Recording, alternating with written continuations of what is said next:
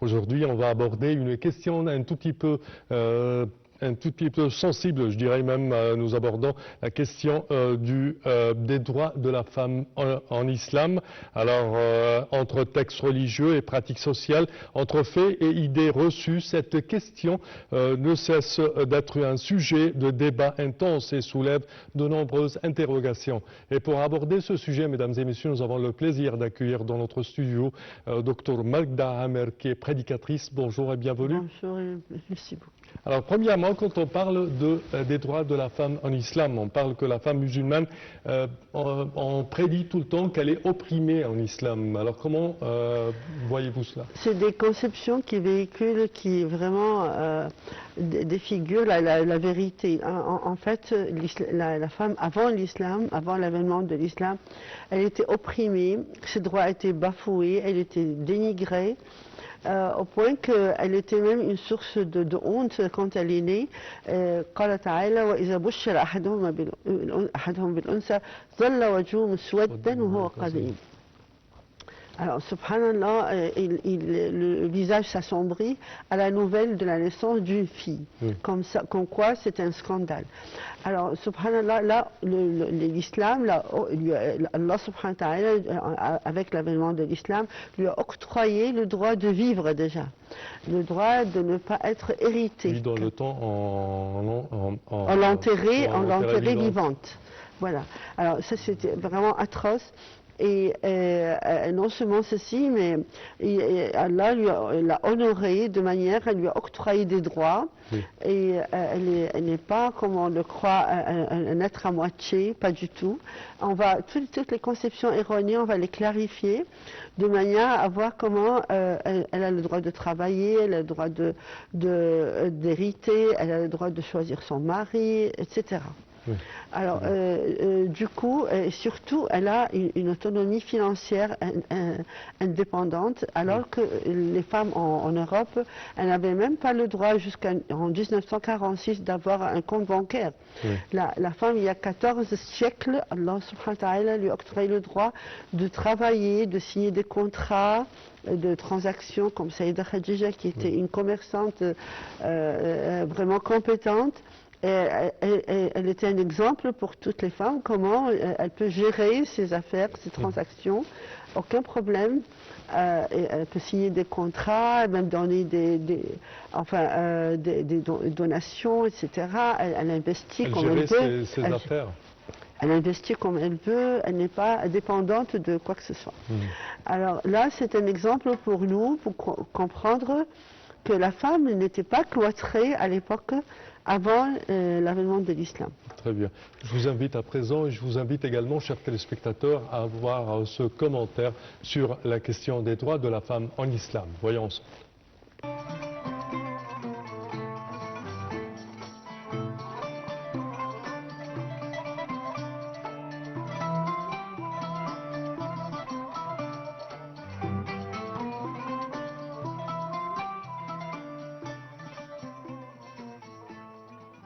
L'islam a donné aux femmes les droits les plus progressistes depuis le 7e siècle.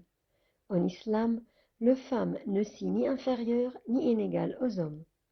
À une époque où les filles étaient enterrées vivantes en Arabie et où les femmes étaient considérées comme des biens transférables, l'islam honorait les femmes dans la société en les élevant et en les protégeant de droits sans précédent.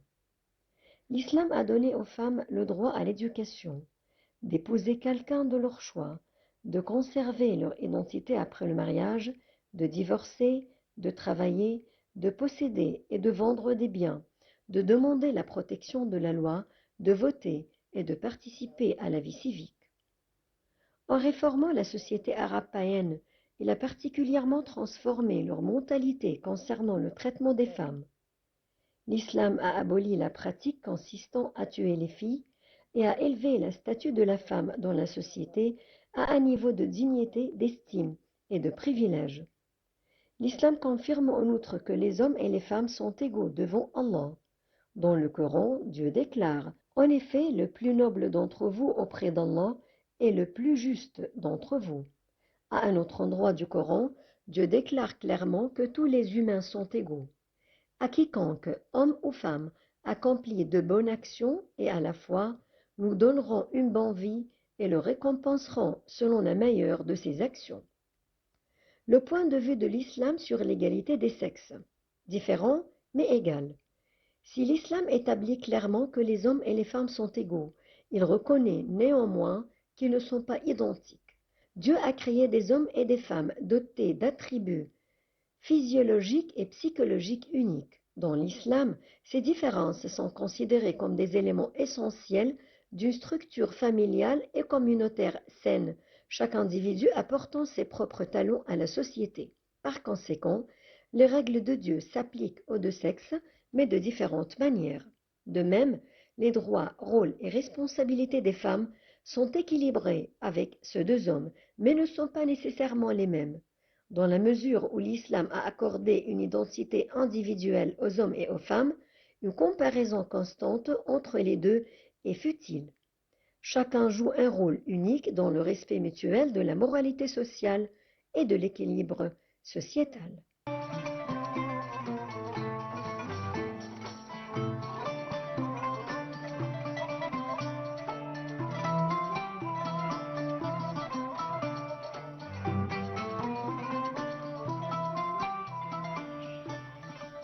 Et de retour avec vous, chers téléspectateurs, avec notre invité, Dr Magda Amer, pour parler des droits de la femme en islam.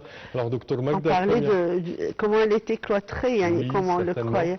Mais c'est pas vrai parce que on a des exemples avant l'avènement de l'islam et même après l'avènement de l'islam, la différence est énorme. Voilà, la femme, elle participait dans les batailles, elle ravitaillait les guerriers, elle les soignait aussi. La première martyre était une femme, Soumaïa et tout.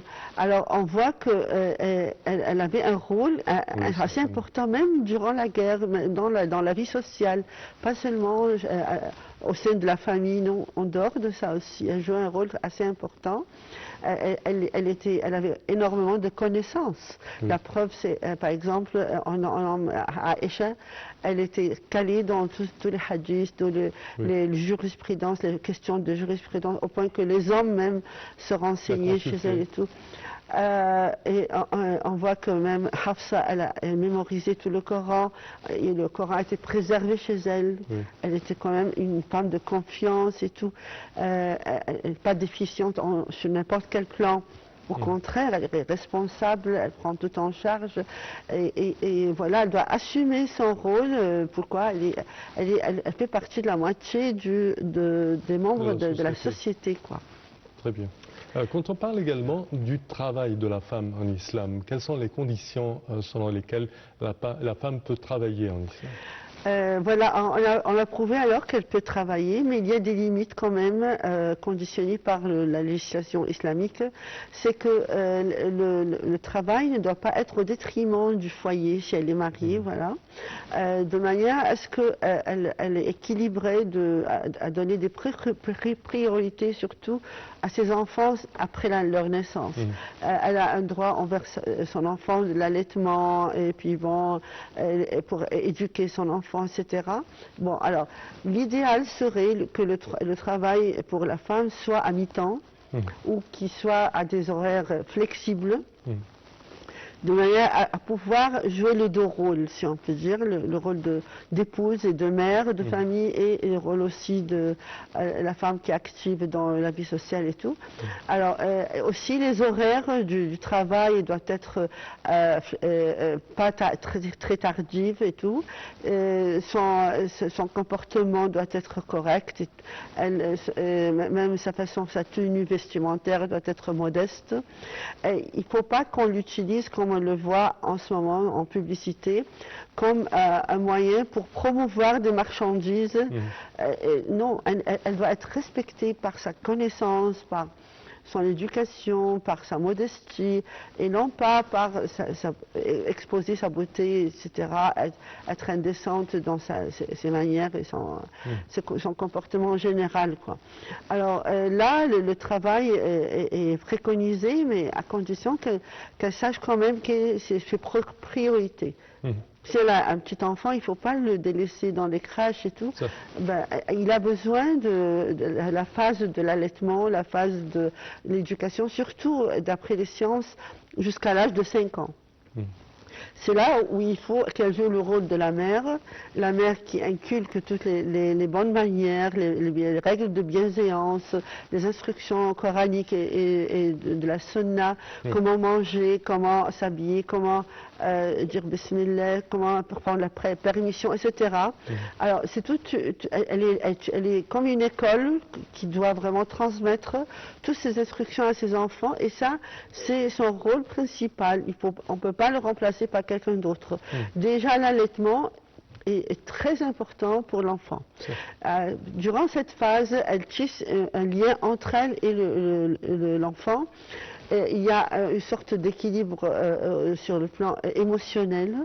L'enfant, il ressent la chaleur humaine. C'est très important pour pousser d'une manière équilibrée. Autrement, il a des problèmes émotionnels. Il souffre. Il ne suffit pas de lui donner à manger. Tout.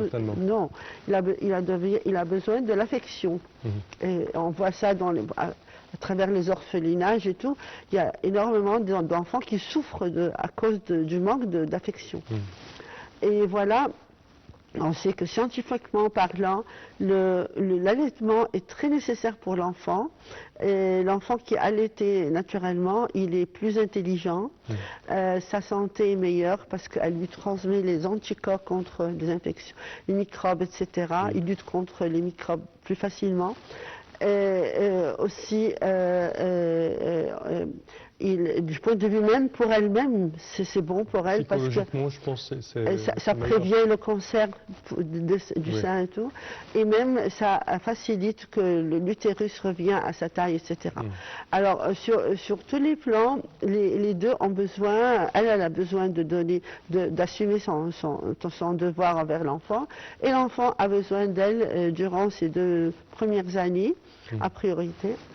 Et puis ensuite, les 5 premières années, comme on l'a mentionné, il faut qu'elle se focalise sur comment éduquer l'enfant, parce que c'est trop tard plus tard. Après, c'est trop tard de lui apprendre quoi que ce soit. Si il insulte, à cet âge-là, il faut qu'elle surveille. S'il est un peu avare, elle surveille toutes les un mauvais comportement, elle le corrige. C'est pas seulement qu'elle offre à manger, boire et tout, non. Il faut le discipliner. Très bien. Quand on parle également du statut de la femme dans la famille, en tant qu'épouse, et certainement vous venez de mentionner en tant que mère, mais son statut au sein de la famille. L'islam a honoré la femme et surtout la mère. Le prophète sallallahu alayhi wa sallam, d'abord on parle du Coran, c'est qu'il faut être bienveillant envers les parents, et ceci vient juste après l'adoration d'Allah. C'est comme un signe de piété envers Allah, c'est qu'on respecte les parents et on est bienveillant envers eux, même s'ils nous transgressent, même si on est en conflit quelconque avec eux, même s'ils sont non musulmans. C'est la politesse et le respect, ça vient avant quoi que ce soit. Et docteur Magda, quand on parle également des obligations de la femme envers son mari et la relation entre mari et femme. Allah subhanahu wa ta'ala dit dans le Coran, الرجال قوامون على النساء بما فضل الله بعضهم على بعض وبما أنفقوا من أموالهم. Alors là, j'aimerais bien d'abord clarifier le mot qawama, parce que en général et puis au sein de la famille. En général, le mot qawama, c'est pas du tout une autorité patriarcale comme on le pense. C'est pas une compulsion, c'est pas une contrainte quelconque de la part du mari ou de la part de l'homme envers la femme. Non, c'est plutôt une sorte de responsabilité, une sensation de responsabilité ou la prise en charge de la femme.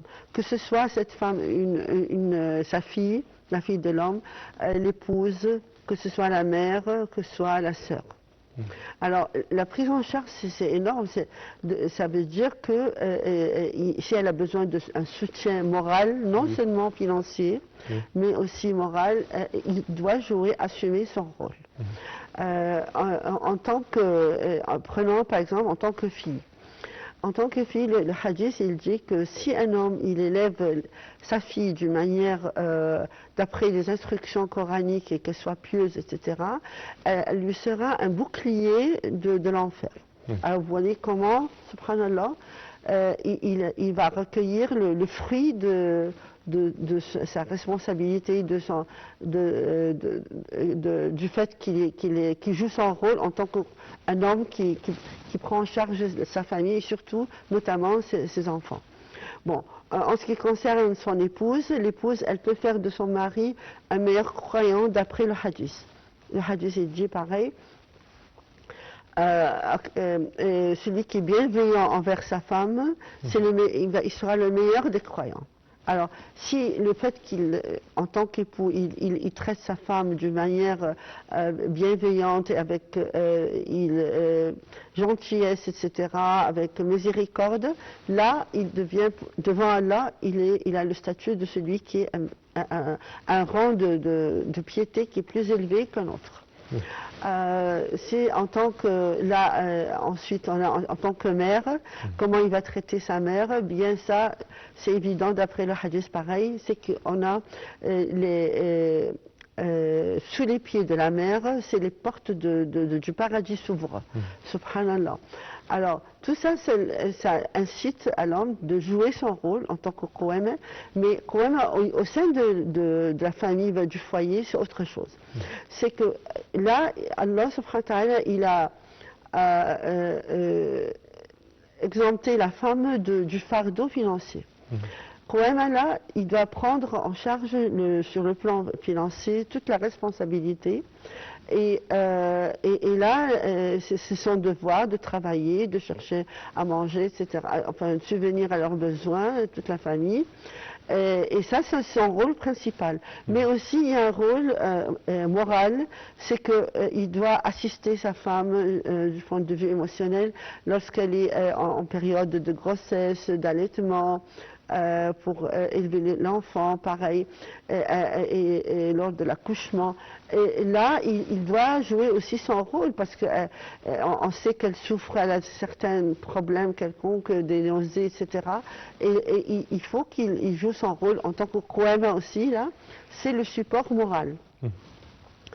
Alors, si chacun doit assumer son rôle et avant de demander, de réclamer ses droits, il doit aussi accomplir ses obligations. Certainement. Il y a des obligations de chaque part. Il faut comprendre qu'ils sont deux identités qui sont différentes. Alors, on ne peut pas comparer l'homme à la femme. C'est pas possible parce qu'on dit équité et non pas égalité. Allah subhanahu wa ta'ala, il les a créés comme deux entités qui se complètent, qui s'attirent. Mais lorsque chacun va jouer le rôle de l'autre, il y aura une sorte de répulsion entre eux. Scientifiquement parlant, j'aimerais bien signaler le yin et le yang. Qu'est-ce que c'est le yin et le yang? C'est deux forces qui se complètent et qui, s'ils sont équilibrés, les fonctions sont parfaites. Alors, je donne comme exemple, si on a une plante, on a la tige et on a les racines. Si le rôle de la tige, c'est la photosynthèse, etc. Le rôle de la racine, c'est de puiser l'eau et les nutriments. Alors, les deux jouent son rôle de manière à ce que la plante va pousser d'une manière équilibrée. Pareil, c'est une analogie pour le foyer. Pareil, ils sont deux identités qui sont différentes. On a le cerveau, d'après Allah, il a dit ça. Oui, parce qu'on a le cerveau de la femme qui est différent complètement du cerveau de l'homme. Comment on sait que le cerveau est formé de deux hémisphères, l'hémisphère droit et gauche. La femme, elle est multitask, c'est-à-dire qu'elle peut passer d'un hémisphère à l'autre très facilement. L'hémisphère droit est responsable de la méditation, tout ça. L'hémisphère gauche, il est tout ce qui est raison. Alors, elle peut passer de loin, elle peut faire plusieurs choses à la fois. Alors que l'homme, non, il est unitask. Aussi, son intuition est plus développée que lui. Lui, en mathématiques, il est plus doté qu'elle, etc. Alors, on ne peut pas comparer les deux entités. Il y a une différence sur le plan hormonal. Oui, Ce qui fait qu'elle passe par le PMS, elle est un peu perturbée avant les règles et tout, les menstrues, et voilà, parce qu'à cause de la fluctuation des hormones. Alors que lui, il est plus stable. Oui. Ainsi, il prend la décision finale, c'est comme il est le chef du bateau, et par conséquent, voilà, au sein du foyer, on voit que c'est pas une, comme je l'ai dit, une autorité patriarcale, mais non, mais il doit la consulter, il doit consulter sa femme, la respecter son opinion, et à la fin, il prend une décision parce que c'est lui qui prend surtout les responsabilités financières, alors qu'elle est exemptée de ce fardeau. Parfait. Docteur Magda, chers téléspectateurs, je vous invite à présent à visiter une mosquée en Égypte, une mosquée distinguée. Voyons ensemble.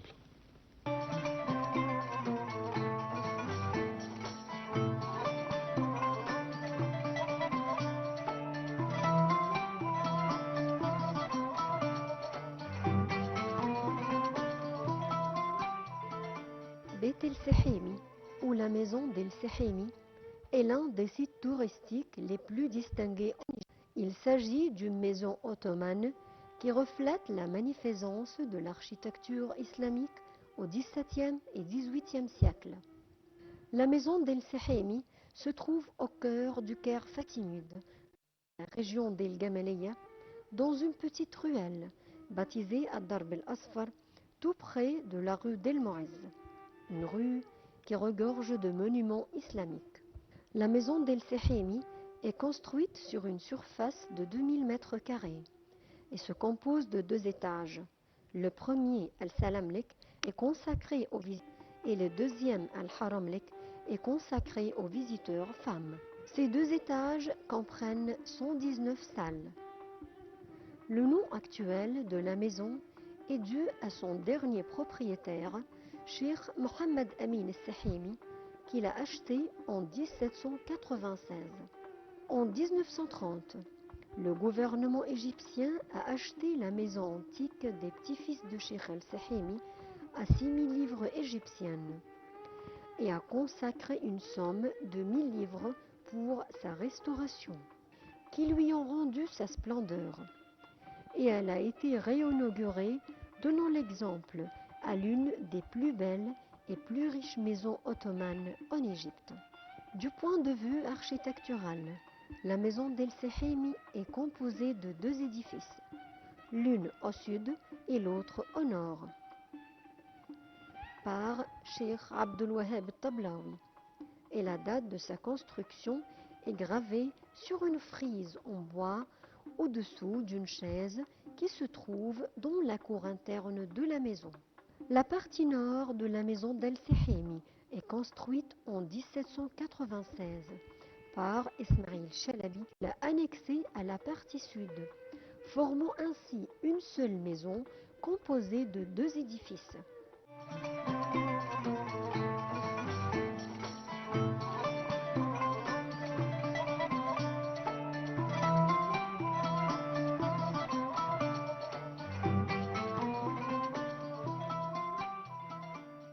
Et de retour avec vous, chers téléspectateurs, avec une dernière question pour notre invité, Dr Magda Amer, en ce qui concerne la femme en islam et le droit de la femme de voyager toute seule.